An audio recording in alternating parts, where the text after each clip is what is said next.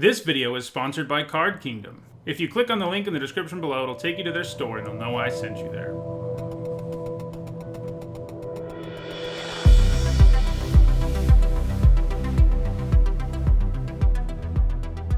Hello everyone, I'm Nitsahon, and today I'm wrapping up my full set review for Limited for Core Set 2020. We've already looked at all the monocolored cards in the set. Today we're looking at the multicolored cards, the colorless cards, and the lands in the set. I use a letter grade system to help me sort of explain my evaluations for these cards, and you can find what those grades mean in the description below. Now let's get started.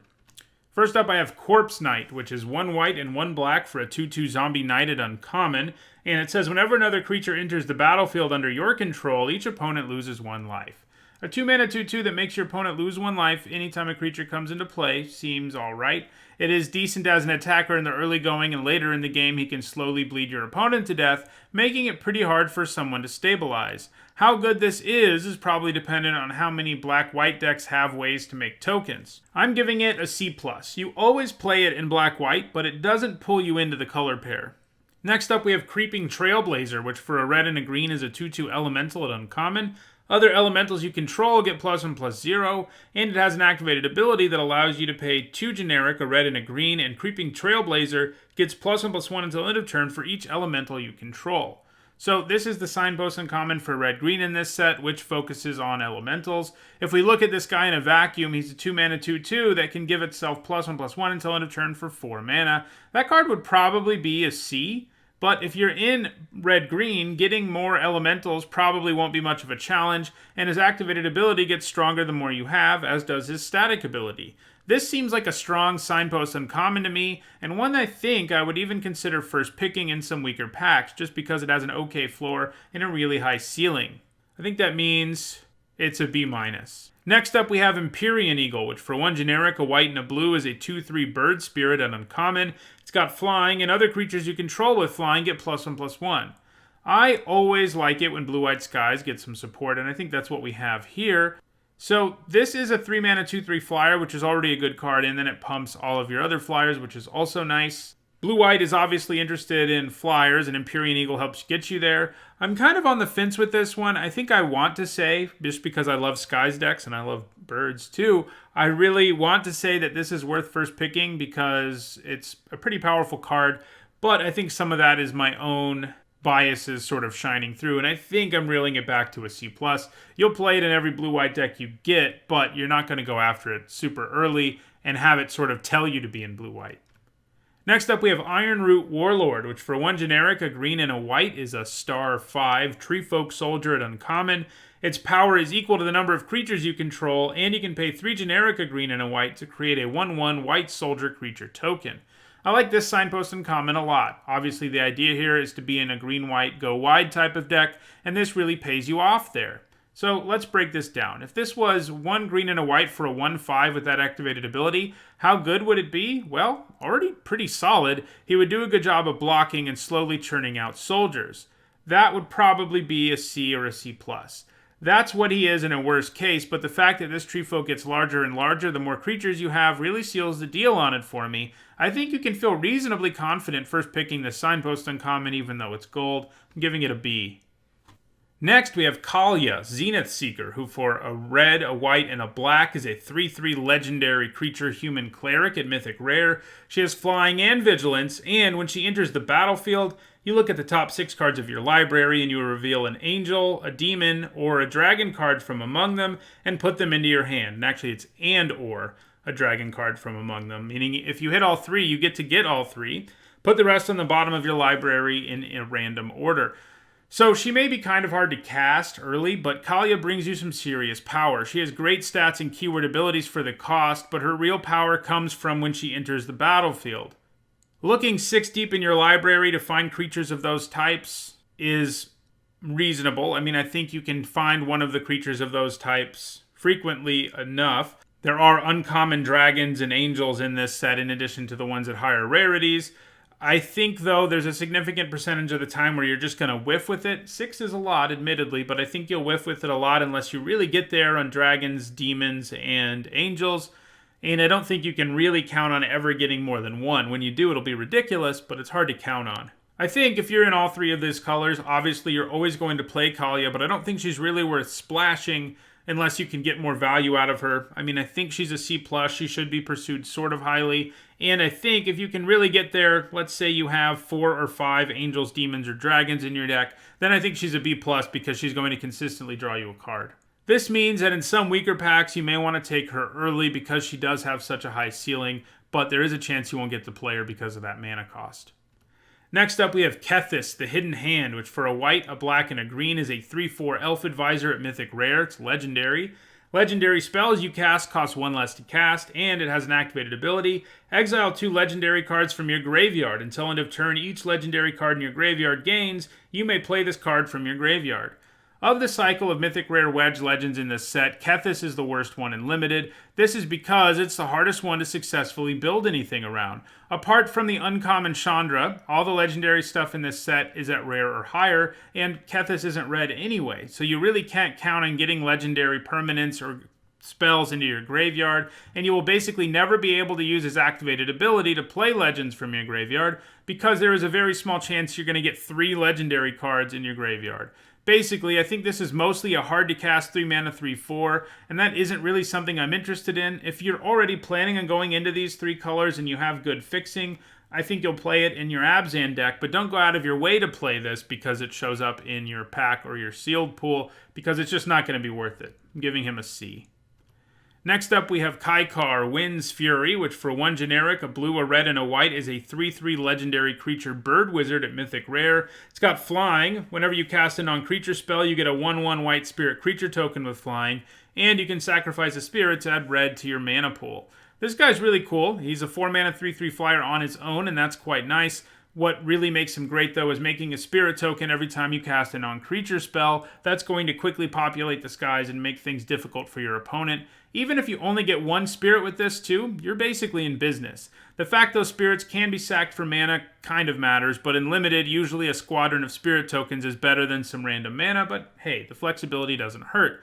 While he is something of a build-around, I think most decks are going to have 5 things in them that can trigger Kaikar, and I think that's plenty for you to be able to play him since he comes with reasonable stats and evasion anyway. This set does have somewhat of a focus on 3-color archetypes, and that may mean that all of these legends are easier to cast, and I do think this format is really good fixing, so I do think Kaikar is worth first picking, despite being gold. I think he's a B-. Next up, we have Lightning Stormkin, which for a blue and a red is a 2/2 elemental wizard at uncommon. It's got flying and it's got haste. So the blue-red signpost uncommon here, it's a color pair all about flyers, and that's certainly what we have here with a highly efficient evasive creature who attacks right away. If you're in blue-red, I think you'll pile as many of these as you can get into your deck, but I also don't feel like it's the kind of card that pulls you into the color pair, and that for me, that holds it to a C+. Next up, we have Moldervine Reclamation, which for 3 generic, a black, and a green is an uncommon enchantment, and it says whenever a creature you control dies, you gain 1 life and draw a card. This is interesting. On the one hand, it looks like a really great engine, allowing you to make any trade profitable and allowing you to even chump block and get value out of it. On the other hand, it is also a 5-mana enchantment that does nothing on its own, and sometimes playing something like this, instead of immediately impacting the board, is just going to make you lose the game. I think both of those scenarios are realistic ones, so this is somewhat of a swingy card. Overall, I think that keeps me from wanting to say that this pulls me into the color pair or anything like that. I think it's held to a C+. Next up, we have Ogre Siegebreaker, who for 2 generic, a black, and a red is a 4/3 Ogre Berserker at uncommon, and it has an activated ability where you pay 2 generic, a black, and a red, and you destroy target creature that was dealt damage this turn. A 4-mana 4/3 does reasonably well on the vanilla test, but the activated ability here is what really makes this nice. It's going to make combat a nightmare for your opponent since they have to take into account the fact that anything they block with, even if it survives combat, might just die to this ability. It also works when you're the one blocking, by the way, though black-red is mostly supposed to be an aggressive color pair in this set. It being able to be used more defensively is nice too. Now, the cost of that ability is a bit high, but probably worth it. I don't see any reason you wouldn't play 2 or 3 of these in a black-red deck, but I also, again, this isn't one of these signpost uncommons that really pulls me into its color pair. I think it's only a C+. Next up, we have Omnath, Locus of the Royal, who for 1 generic, a green, a blue, and a red, is a 3/3 legendary creature elemental at Mythic Rare. When it enters the battlefield, it deals damage to any target equal to the number of elementals you control, and whenever a land enters the battlefield under your control, you put a +1/+1 counter on target elemental you control, and if you control 8 or more lands, draw a card. So, while Omnath is definitely better in a world where you have a ton of elementals, what he does on his own is still pretty good. He's a 4-mana 3/3 that does 1 damage to any target when he comes into play, who then has a landfall ability that puts a +1/+1 counter on him, and then starts drawing you cards if you get enough lands in play. What would that card be with this same cost? Probably a B. Then, this set is really loaded up with elementals, conveniently enough in Omnath's 3 colors, and that means he's much better than that. While his mana cost is sort of difficult, he is a straight-up bomb. You'll need some fixing to make him work consistently, but there's plenty of that in this set, and he's green, so that makes it easier. I do think being 3 colors holds him back from being a straight-up A. Like, if he were monocolored, maybe he'd be an A+. As he is, I think he's held to an A-, which still makes him one of the best cards in the set. Next, we have Risen Reef, which for 1 generic, a green and a blue, is a 1/1 elemental at uncommon. Whenever it or another elemental enters the battlefield under your control, you look at the top card of your library. If it's a land, you may put it onto the battlefield tapped. If you don't, put the card onto the battlefield, put it into your hand. The blue-green Signpost Uncommon also likes elementals, but it seems less aggressive than the red-green Uncommon, to say the least. Instead of being interested in beating down with elementals, Risen Reef wants you to enjoy extra cards with every elemental you'll play, something that I hope I'll be enjoying in this format. Basically, you get a land in play or a card in hand every time you trigger this, and of course it triggers when it comes down itself. Now the bad news is that Risen Reef is an abysmal 3-mana 1/1 and dies to basically everything. That news, though, isn't the worst, since you will be getting a 2-for-1 if your opponent decides to fire off a removal spell on it at least. This is a nice Signpost Uncommon and looks like one of the most fun cards in the whole set, but I don't think it does quite enough to pull you into its colors. I'm going to give it a C+. You obviously always play it in blue-green. Next, we have Sky Knight Vanguard, which for a red and a white is a 1/2 human knight at uncommon. It's got flying, and when it attacks, you create a 1/1 white soldier creature token that's tapped and attacking. So, red-white is a color pair that can focus both on flyers and on going wide, and obviously this helps with both. A 2-mana 1/2 with flying isn't very good. I know Stormcrow jokes will be in the comments, but anyway, making a 1/1 every time you attack does put some serious pressure on your opponent, though obviously in the later part of the game they can just block the little guy. Like most of the Signpost Uncommons in the set, I think this one is great if you're in the color pair, but it doesn't push you there on its own. I'm giving it a C+.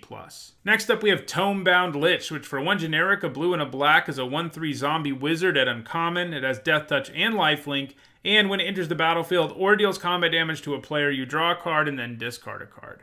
I might be letting my own preferences affect how I value this card, but man, I have a hard time not thinking this is incredibly good. If you break this card down and take away parts of it, it's still pretty good. Let's say if it was a 3-mana 1/3 with Death Touch, what would that be? Probably a C. What about a 3-mana 1/3 with Lifelink? Probably a C-.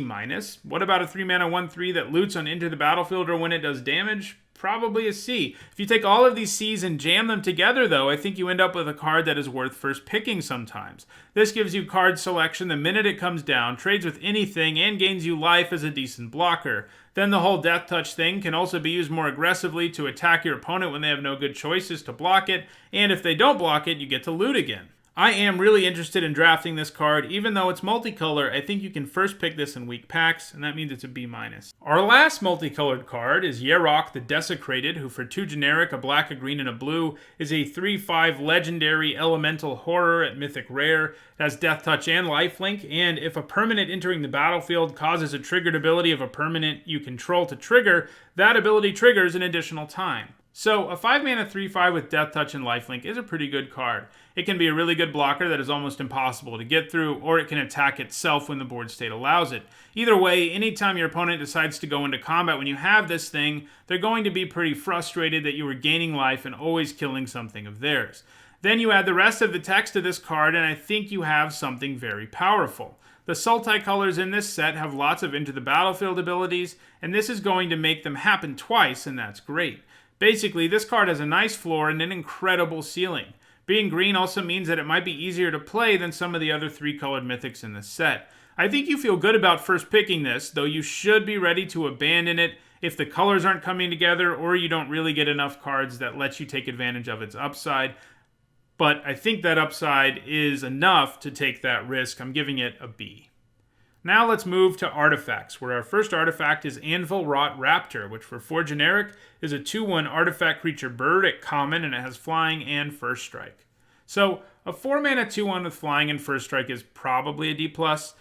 First strike keeps it relevant for a while, as does flying, but 1 toughness is just so bad on something you're spending 4 mana on. You'll play this if you really need to have an evasive creature, but I think most of the time it's better to steer clear, giving it a D+. Next up, we have Bag of Holding, which for 1 generic mana is a rare artifact. It says whenever you discard a card, exile that card from your graveyard. You can pay 2 generic and tap it to loot, that is, draw a card and then discard a card. And you can pay 4 generic and tap it and return all cards exiled with Bag of Holding to their owner's hand. I think this is going to be really good in most cases. This card will just win you games that get to the mid-game or later, since it lets you loot like crazy and filter your draws to the point that you are just drawing better than your opponent is. Sometimes we really wish we didn't have to discard when we loot, and this helps with that because if you ever need to get back something you looted, you can always fire off that second ability to get a bunch of cards back. Now, I think frequently it'll mostly be lands under Bag of Holding, and that part won't be all that exciting, but I think this is still pretty great. If this format is too fast, this could slip, but for now, I want to start by taking it early. It just seems like such a card selection engine that I can't help but think it's at least a B-. Next up, we have Colossus Hammer, which for 1 generic is an uncommon equipment. Equipped creature gets +10/+10 and loses flying, and it has equip 8. This card's a joke, feeling like it should be in an unset or something. 8 mana is way too much, and if you're getting this absolutely massive stats boost, you just have to use so much mana. It doesn't even give evasion to the thing you put it on. In fact, it takes it away if the creature flies, which obviously makes sense flavor-wise, but is pretty bad gameplay-wise. It is just going to sit on the table doing nothing almost every time you play it. In a good chunk of other games, your creature you try to equip it to will get bounced or destroyed. In still other games, the creature just gets chump-blocked and you die anyway. And then in a very small percentage of games, maybe it actually helps you win. That small percentage is not enough for this to not be an F. Next up, we have Diamond Knight, which for 3 generic is a 1/1 artifact creature knighted uncommon. It has Vigilance. When it enters the battlefield, you choose a color, and whenever you cast a spell of the chosen color, you put a +1/+1 counter on Diamond Knight. This starts as a 3-mana 1/1 with Vigilance, which is terrible. It's also the kind of body that dies to pretty much everything, including spells that are 1 to 2 mana cheaper than it is. Obviously, it starts to get bigger as the game goes on, but the fact that it only counts your spells is kind of a pain. Most of the time, you're going to have a 2-color deck too, so getting enough counters on this for it to be worthwhile, which is probably at least 2, isn't always going to be a cakewalk. Between being super vulnerable and clunky when it comes down and the fact that it will usually only grow slowly, I don't think this is great, but maybe you play it some of the time. I'm giving it a C-. Next up is Diviner's Lockbox, which costs 4 generic mana. It's an uncommon artifact. You can pay 1 generic and tap it. You choose a card name and then reveal the top card of your library. If that card has a chosen name, you sacrifice Diviner's Lockbox and draw 3 cards. Activate this ability only anytime you could cast a sorcery. This is terrible. There aren't enough ways in this set to manipulate the top card of your library for this to do its job consistently. In an ideal world, this is 5 mana to draw 3 cards. That's a solid rate, but it isn't an incredible one, especially when you have to jump through this many hoops. I feel like it should be more efficient than this because of how much you have to gamble with it. If you do decide to play this, the best bet is probably to name basic lands because obviously you have a higher probability of hitting those. But the fact is that even if you do hit on your first try, you're not going to be jumping for joy, and after you miss a couple times, you're going to start feeling pretty miserable. I mean, maybe there's a place for this in some grindy matchups, but I think just avoiding a card that is inherently risky is probably a good idea, especially when the payoff isn't that exciting. I'm giving it an F. Next up, we have Golos, Tireless Pilgrim, which for 5 generic mana is a 3/5 legendary artifact creature scout. At rare, when it enters the battlefield, you may search your library for a land card, any land, not a basic one. Put that card onto the battlefield tap, then shuffle your library. He then has a ridiculous activated ability that costs 2 generic, 1 white, 1 blue, 1 black, 1 red, and 1 green, and you exile the top 3 cards of your library. You may play them this turn without paying their mana costs. So for limited purposes, usually the only thing that's going to matter is this guy's ability to find a land. He ramps you, and he fixes, and he can get non-basic lands, and that sometimes means you're getting a land that produces 2 colors, and that's nice. This format does have a lot of fixing in it, so maybe getting to use his ability isn't impossible, and if you ever manage to do it, you probably just win the game. But that's not going to happen that frequently, even in a set with decent fixing like this one. Mostly, he's a 5-mana 3/5 that finds you any land you need, and sometimes when you play a 5-mana creature, you don't really need another land that badly anyway, but he is a source of fixing. You certainly should count him as one. He helps you splash things. He's a pretty good card, just not one you want to take with a first pick or even that early, giving him a C+. Next up, we have Grafdigger's Cage, which costs 1 generic mana. It's a rare artifact. It says creature cards in graveyards and libraries can't enter the battlefield, and players can't cast spells from graveyards or libraries. It is unlikely you ever play against an opponent with enough graveyard action for this to be worth siding in, and that means it's an F. Next up, we have Heartpiercer Bow, which for 2 generic mana is an equipment, a common, and when an equipped creature attacks, it does 1 damage to target creature defending player controls. And it has equip 1. This was really bad the last time we saw it. Equipment frequently has issues in Limited because it has a hard time affecting the board immediately, and it asks for additional mana investments as the game goes on. This does only equip for 1, which is nice on that front, but the effect here is really bad most of the time. Doing 1 damage to a creature every time your creature attacks just isn't going to do enough most of the time, and you basically have to have a creature who is already a good attacker for it to be worth it.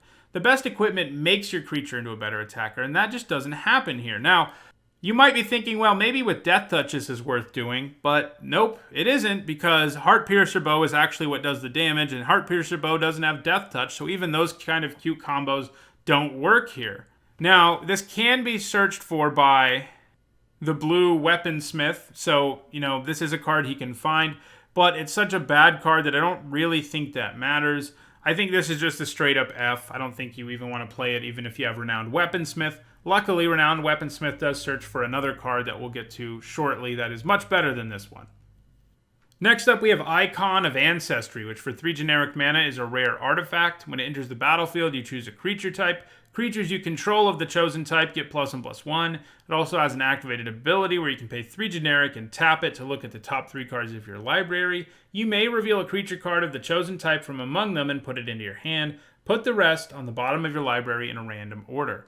How good this card is in the format is highly dependent on how easy it is to get a deck that is loaded up with creatures of predominantly one type or another.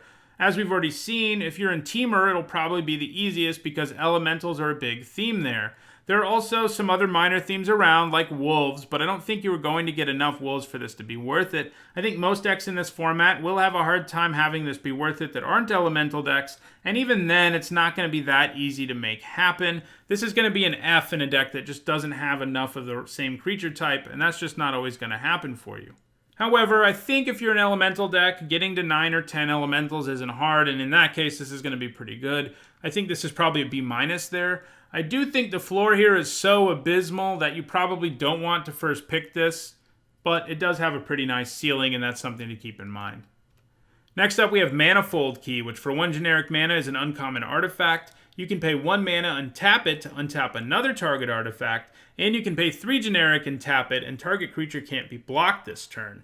I don't think I like this. There aren't really enough artifacts in this set to get enough out of untapping artifacts for 1 mana a turn, so I think most of the value from the key comes from making one of your dudes unblockable, and there's no doubt that in the late game that's a pretty powerful mana sink to have lying around, but really only being good at that stage of the game makes this a liability at basically every other stage, and that makes it a D, and it could maybe even be an F. Next up, we have Marauder's Axe, which for 2 generic mana is a common equipment. It has equipped creature gets +2/+0, and it has equip 2. I can never really get behind this type of equipment that only pumps a creature's power, and it doesn't even do it that efficiently. The problem is, to make a creature into a better attacker, you usually need to increase your creature's toughness or add a keyword ability so that your opponent's blocks aren't as effective. Most of the time, if you put Marauder's Axe on something, your opponent's blocks are still going to be pretty effective. There's a chance maybe now they just have to trade and that's the best they can do. But a lot of times that's going to be a pretty good trade, especially because you also paid 4 mana to play and equip this Marauder's Axe to your creature. So tempo-wise, your opponent's coming out way ahead. I can see maybe playing this in a deck that has a bunch of flyers or something, but even then I'm skeptical, giving it a D. Next up, we have Meteor Golem, which for 7 generic is a 3/3 golem at uncommon. When it enters the battlefield, it destroys target non-land permanent and opponent controls. 7 mana is a lot, but this guy can blow up any non-land permanent when he crashes into the battlefield, which, by the way, is like total flavor fail. Because what do meteors normally crash into? Like the land, right? They destroy land. But anyway, it can't destroy lands, but it does destroy all the other permanent types, and those are really the important ones anyway. If you want a 7-drop, this is one that will really shake things up, but I don't think you want to pursue it early. Not all decks will be interested in it. It is usually going to be a 2-for-1, and that's nice, but I'm going to give him a C+. Next up, we have Mystic Forge, which for 4 generic mana is a rare artifact. You may look at the top card of your library anytime. You may cast the top card of your library if it's an artifact card or a colorless non-land card. You can also tap it and pay 1 life to exile the top card of your library. This is an interesting card to evaluate for Limited. As we've seen, this set has a decent number of artifacts, more than we've seen in a while. But how many do you need to run for this to be worth it? Well, kind of a high number, but it isn't like you have to be ripping artifacts off of the top of your deck every turn for it to be worth it. You need to be doing it a decent chunk of the time, but the ability to mill the top card of your library is actually not entirely useless. You can use it to sift away lands you don't want when you're flooding, or more ideally, help you find an artifact you can rip off the top. Now, I still don't think you should play this unless you have 7 or more artifacts. And that, I think, is doable, but not super easy to make happen. So this isn't like a build-around that's going to be incredible in this format. I kind of wish it lets you play lands. If it let you play lands, it would be a pretty good card. Not playing lands, not so much. I think this is going to be an F in your typical Limited deck, and it probably really only caps out around a C, just because making an artifact deck work in this format, there really aren't any other incentives for it, for one thing. And for another thing, yeah, there are lots of artifacts around, but as we've seen, a decent chunk of them aren't so good. So it would be fun to make Mystic Forge work, but I think it will be difficult. Next up, we have Pattern Matcher, which for 4 generic is a 3/3 artifact creature golem at uncommon. When it enters the battlefield, you may search your library for a card with the same name as another creature you control, reveal it, put it into your hand, then shuffle your library. Well, this is weird. A 4-mana 3/3 that draws you a card is nice, but how often will that be what this is? A 4-mana 3/3 that does nothing is pretty bad. You need to be able to get the card out of it probably at least half the time. Your deck probably needs to have at least a handful of 2-ofs or more, which I think is doable, but I think you frequently just won't have the right deck composition for this. It is a little annoying that it can't search for a copy of itself, just because that would make it much better since it could do something on an empty board instead of just being a 4-mana 3/3. I think sometimes this works out, but that the ceiling isn't incredible or anything. I think this is an F in most decks in this format, and probably a C if you get there on having, the right kind of multiples around. The good news is, lots of people will just be passing this because it won't work in their decks, so if your deck does work with it, you can probably just pick it up on the wheel and it'll be fine in your deck. Next up, we have Prismite, which for 2 generic mana is a 2/1 artifact creature golem at common. You can pay 2 generic to add 1 mana of any color. We've seen this very recently. It's underwhelming. It's not that good on the vanilla test. It doesn't fix mana very well. It does both things kind of badly. Does both things sort of at an F level. But when you combine both of those bad things together, it's at least flexible enough that I think you play it if you're desperate for a 2-drop and or if you're desperate for fixing, and that makes it a D. Next up, we have Retributive Wand. Retributive Wand? I don't know. 3 generic mana for an artifact, uncommon. You can pay 3 generic and tap it, and it deals 1 damage to any target. And when it's put into a graveyard from the battlefield, it does 5 to any target. This really reminds me of Rod of Ruin, and that is not a great place to be. You have to pay 6 mana to dole out the first 1 damage this does, and that is horrible. And paying 3 every time to do 1 damage to anything isn't so good either. I do think that this can be a win condition in a deck that is desperate for one and has lots of removal, and maybe in conjunction with cards like Goblin Demolisher, which lets you sacrifice artifacts to draw cards. It could be a lot of fun because now you get to do 5 damage to anything, but I don't think there are enough ways to sacrifice artifacts or permanents more generally in this set to make the second clause on Retributive Wand actually matter, so I'm going to give it a D-. Next up, we have Salvager of Ruin, which for 3 generic is a 2/1 artifact creature constructed uncommon. You can sacrifice it, and you choose target permanent card in your graveyard that was put there from the battlefield this turn, and you return it to your hand. This is not that good. A 3-mana 2/1 doesn't do well in the vanilla test, and while returning a permanent to your hand is nice, the effect here is very narrow. You have to use it on a permanent that went to your graveyard the same turn, and while sometimes that will pay awesome dividends, sometimes it will be super underwhelming. In fact, usually it will be super underwhelming. I don't see myself playing this in a format in most cases, but I could see it happening. So, I think I'm going to give it a D.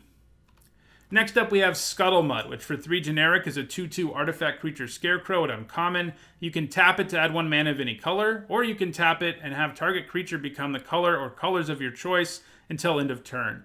This is a nice reprint that can enable splashes, and is the kind of thing you really should be going after if you have some off-color removal or bombs you want to play. The fact that he changes the color of permanents does actually matter some in this format, because there are a few cards with protection, and a few that hate on specific colors, and Scuttlemutt does make those cards either worse or better, depending on which one you're talking about. I don't quite think the efficiency of the creatures here is enough to first pick it. I think he is a C+, though, but like I said, if you're trying to splash, he definitely moves up in value for you. Next up, we have Steel Overseer, which for 2 generic is a 1/1 construct at rare. He taps to put a +1/+1 counter on each artifact you control. So we've seen that there are some artifact creatures in this set, though not a ton of them, and some of the ones that there are, you probably hope you don't play in most cases, but that's okay because the Overseer is pretty good on its own. A 2-mana 1/1 who can tap to add a counter to itself is nice and can quickly get out of hand. If you have even one more artifact creature and play with the Overseer, he starts to get insane. I think I'm going to give him a build-around grade, but I do think his floor is pretty reasonable, probably a C+, and in a deck with 4 or 5 artifacts or more, well, he's probably a B. I think this means he's a reasonable first pick. Next up, we have Stone Golem, which is 5 generic mana for a 4/4 artifact creature golem at common. I'm not sure why you would play a 5 mana 4/4, unless maybe you have the Steel Overseer thing going on and like 3 copies of the Splicer that pumps all your golems. That's asking a lot. I think you almost never play this. I'm going to give it a D. Our last artifact is Vial of Dragonfire, which is 2 generic mana for a common artifact, and you can pay 2 to sacrifice it to do 2 damage to target creature.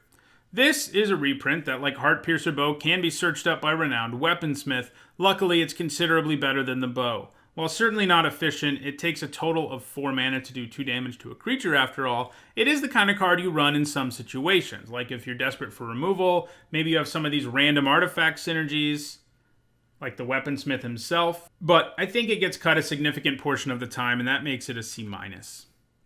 Alright, now we move to lands. First up, we have a cycle of gain lands in this set.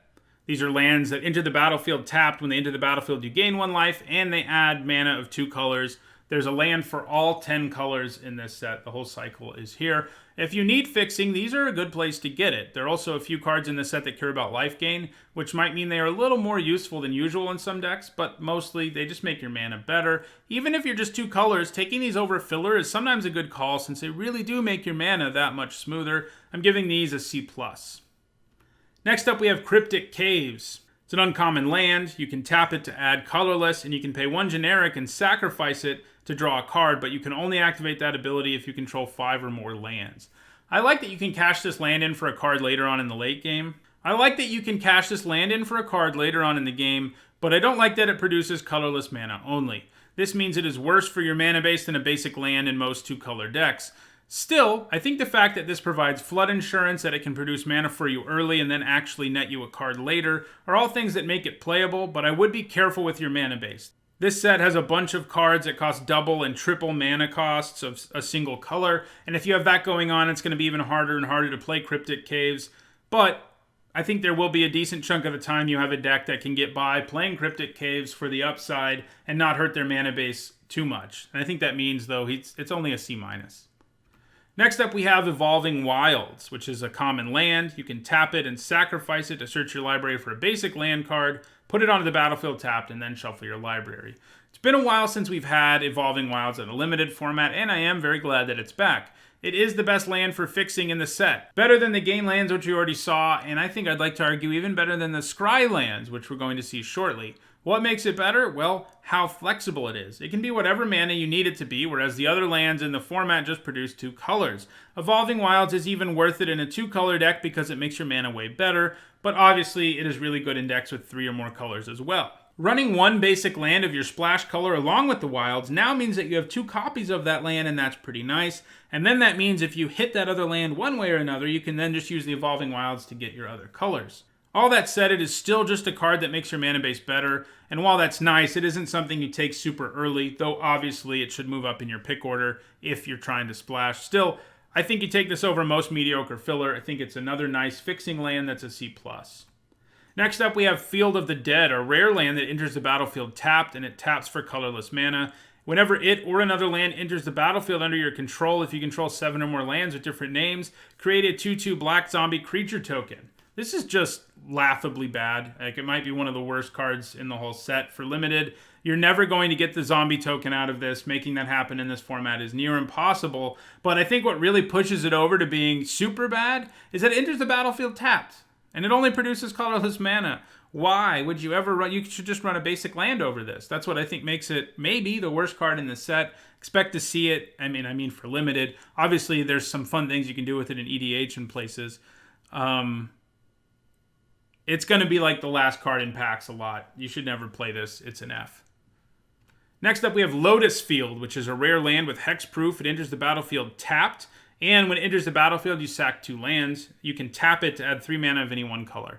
This is interesting. It's a fixed version of Lotus Veil, a super strong land from Magic's past. So the cost of sacrificing 2 lands is real, but the fact this adds 3 does make it so you sort of come out ahead from it by your next turn anyway. Ideally, you'll add mana from those 2 lands before you play this and be able to use it on something, then drop the Veil and have this powerful land untap on your next turn. That said, I don't really think you play this unless you're interested in fixing. If you are, it's another nice fixing land. I think it's another one that's a C+.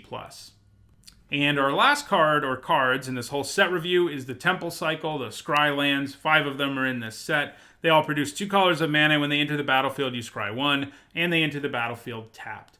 Like most rare land cycles, these are good sources of fixing, and adding scry to them is nice. It smooths out your draws. If you're in both colors of one of these, you should consider taking one of them if you see it mid-pack or later, as it does improve your mana base significantly. Honestly, though, despite the fact that these are rare, I don't think they're that much better than the gain lands. They are. Like, if I had to make a tier, they are better than the gain lands. Scry 1 is better than gaining 1 life.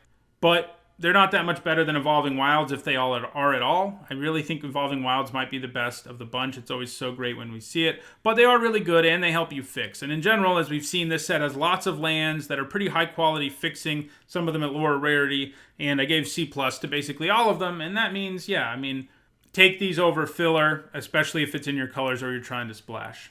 All right, so that was every single card. Over the last several days, we looked at every single card in Core Set 2020 and have given you my thoughts about them in Limited. Now, this set review, where I look at every card, is over. However, we still have more videos coming out on this topic, as well as draft videos in just a few days. Tomorrow, I'll be back talking about the draft archetypes for this format specifically. If you enjoyed this video, don't forget to like it and share it so that others can enjoy it too.